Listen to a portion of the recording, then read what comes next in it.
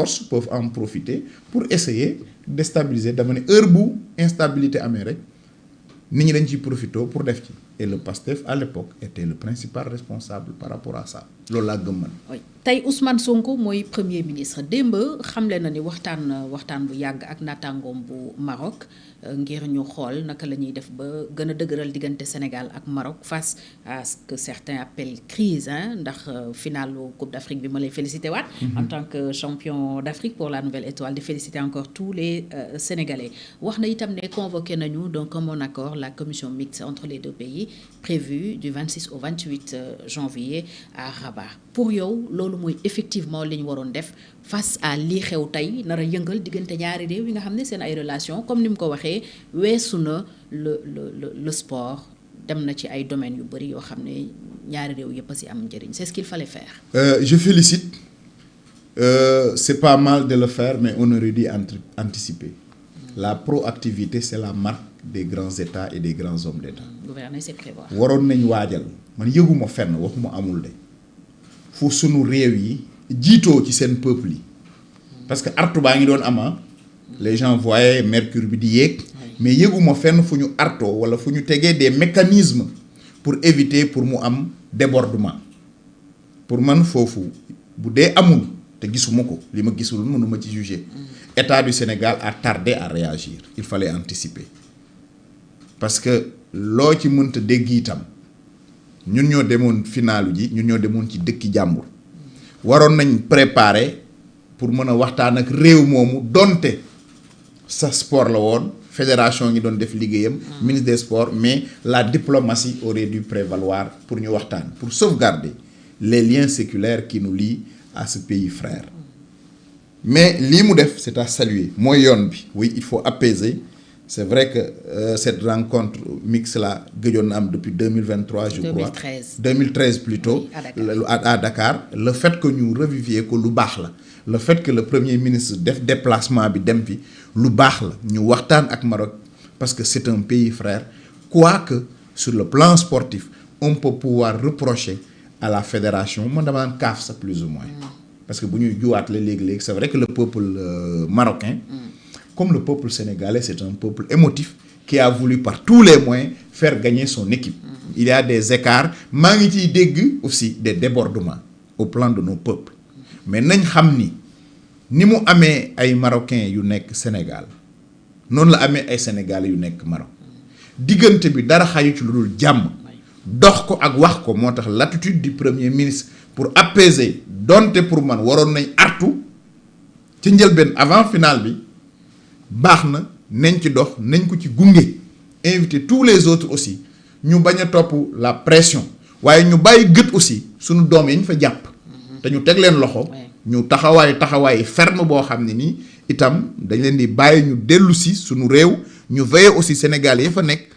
bant bañ leen a laal parce que c'est ça le rôle d'un État mais loolu pour le faire aussi pour man ni premier ministre defee noonu la il faut un discours d'apaisement il faut un discours de raffermissement des liens waxtaan ak sunu ay ñoñ mais il faut rester ferme dans les décisions et protéger Sénégalais yi fa nekk comme aussi il faut protéger les Marocains qui vivent à Dakar et que à ce moment yëgaguma benn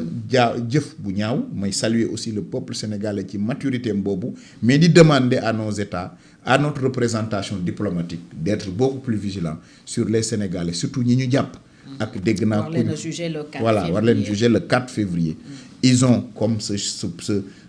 soldat bi ñu jàppoon en Casamance ils étaient partis défendre le drapeau national c'est pas des voyous c'est pas des vagabonds c'est des gens qui ont cru à leur peuple qui ont voulu défendre le peuple sénégalais par le drapeau sportif il faut par tous les moyens être à leur côté et les ramener au Sénégal bu dee ay doomi Sénégal demoon supporter la loolu aussi li koy maye du xëbër en tout cas bëgg naa di attaquer souvent le premier ministre mais sur cette attitude-là je partage le style la méthode j'encourage et j'appuie pour qu'on puisse réussir à rétablir les liens entre ces deux peuples. Ban dégg-dégg nga am ci discours bi président yëkkati bi muy sargal gaynde yi au palais devant toute l'opposition la société civile l'unité nationale s'était concrétisée au palais barki démb noo déggee kaddu yi mu fa yëkkati moom njiitu réew. waaw kaddu yu rafet waaye waroon naa àgg aussi ci remercier l'opposition qui s'est déplacée waroon na leen tudd parce que jëf bu mag la li ma gars yi wax invité ma non invité wuñ ma waaye bu ñu invité kenn du ma xaar kenn du ma non man du ma xaar ñu invité ma sama yëf la fête bi sama fête la j'accompagne j'appuie ces images là honore le Sénégal. kon bokkoo ci ñi demoon palais. non bokkuma ci ñi demoon mais bu kenn demee rek man philosophie boobu lay am man su président wootee damay wuy ci man je suis un républicain quel que soit le nom du président loolu ma yóbbu woon ca dialogue ba bi mu wootee ñii ma gis FDR bi dem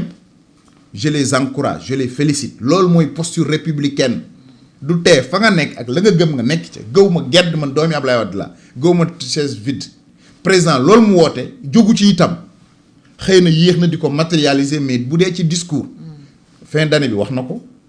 ba mu jógee Amérique waxaat na ko jàpp naa ci ay waxam. ci discours am bu njëkk sax biñ ko falee loolu la waxoon jàpp naa ci moom dans ses discours un homme qui invite à l'ouverture qui invite à l'unité dont la mission dit-il est de rassembler les Sénégalais, de réconcilier, voilà le mot d'ailleurs le plus les Sénégalais. J'ai salué, j'ai aimé sous les airs du roi du mbalax Youssou Ndour qui est l'icône du Sénégal. nga ànd ak moom nga bañ dafa am des figures Sadio Mané ni mu nekkee une fierté un exemple un modèle pour la jeunesse Youssou Ndour noonu la nekkee une légende pour le Sénégal. C'est des gens même boo d'accord ak ñoom il faut leur donner leur statut de légende pour ce qu'ils ont fait pour l'Afrique et pour la culture. Les célébrer. Et j'ai aimé ce que le président a fait, inviter les Sénégalais dans l'unité. Et Youssou l'a dit en terminant. À chaque fois que le Sénégal a accepté de faire bloc, a réussi ses challenges. Et c'est seulement par cette voie-là. Et je crois que le président entendra. Mais là aussi, Bourgini ñi gis de l'opportunisme politique. dañ ni ñi seen loxo set ñu am xam-xam bëgg réew mi fu ñu féete fu ñu mënti bokk président da leen war a boole ci ñiy liggéey réew mi waxuma ñi nga xam ne ils passent tout leur temps à faire que de la politique suba ak ngoon fu mu tooyee rek ñu sol seeni balise ñëw teg ko fa non ñu taxuñu wax parce que le pays ku la ko wax ak ku la ko waxul traverse des moments extrêmement difficiles au plan économique au point qu'il aucun bras n'est de trop pour réussir à relever le pays du 4e sous-sol, si on en croit aux propos du Premier ministre, et pour le sortir de la difficulté économique et réussir des bons en avant pour le meilleur Sénégal. Si on est en compétition, chacun peut faire son choix, mais pour moi, l'image de la dernière fois est une très belle image. Le peuple sénégalais content na ci li ma foog parce que ñëpp adhéré nañ ci philosophie boobu et de remercier le président de la République il aurait pu ne pas le faire aussi le fait qu'il mu def ko ñu ngi ko ci di remercier toute la presse aussi bi ko relayer gisuma kenn ku ci ŋaañ ak dimboos ñi ma suivre boobu ñoom aussi ils ont été d'un apport patriotique d'une dimension incommensurable loolu aussi xëy na dina tax xëy na aide à la presse bi ñu libéré ko jox ko presse bi parce que tam autant ça fait 2 ans autant parce que c'est un droit. Autant les Lions ont joué le match, autant la presse a joué son rôle d'informer. Et quand la crise est arrivée... De manière positive d'ailleurs, comme l'a souligné le président. Très positive. Et puis, tchao les années, on a vu une presse très patriotique. Aux côtés du peuple sénégalais, il y a des frissons. Voilà. Loolu ñooñu nag dafay baax ñu leen di delloo njukkal. Souvent, ce ne sont pas les bons amis, mais ils ont fait un excellent travail et dafa mel dafa am benn unisson toute la presse sénégalaise sauf quelques grands yu ma dégg ñuy bëgg a tirer sur Pape Thiaw protégeons notre entraîneur ensemble corrigeons s'il y a lieu de corriger parce que nous sommes attaqués de l'extérieur et mon rôle pour moi c'est d'abord le Sénégal ensuite en interne on peut se crêper le chignon on peut dire tout mais daal bravo au chef de l'État d'avoir surtout honoré aussi les Lions. Et j'espère que yañu jëloon terrain yañu jëloon ci waa 2022 dañ leen ko delloo sinon dina jël frustration da leen président Macky Sall mayoon moo tax Fatou looy def rek sóoraaleel ëllëg gis nga lu dul baax ak rafet loo def rek pertement la sinon bal bi day dellu si tey bari na lu bari lu ñu waxoon waaye comme dañoo nekk ci mbégte man maa ngi ci phase de positivité yi nga xam ne mën naa ñagasal yëpp dama koy xaw a teg ci suuf parce que Sénégal rek lañ bëgg Sénégal rek nu ñor te gis nga ni Sénégal bëgg lu dul réewam ay mémé de 80 ans ay ku ne nga gis bi Sénégal di football tout était vert jaune rouge seul comme un seul homme ñun ñëpp dañu nekk derrière l'équipe et c'est seulement de par ce moyen là que nous arriverons à soulever des montagnes il nous faut maintenant réussir maintenant le pari de l'économie, le pari de la sociabilité pour que Sénégal jëm ci kanam ñoom lañ fal ñoom la yàlla def ñu tegu ci réew mi. Je les invite à ce discours-là de rassembleur, à ce discours de dépassement. bañ a nekk ci ay payanto wala bañ a nekk ci jiiñ loo amul preuve, ça ne veut pas dire qu'il faut promouvoir l'impunité. Déedéet ku tegul ci yoon nañ la teg ci yoon waaye ngel bu ñu singili nit ki ne ki ànd ak mën a baax ki àndul ak mën a baax fu baax ngi fépp nañ jël ñi gën te mën ñu doxal Sénégal jëm kanam. Alors président nan nga jàpp ne noonu la war a rebondir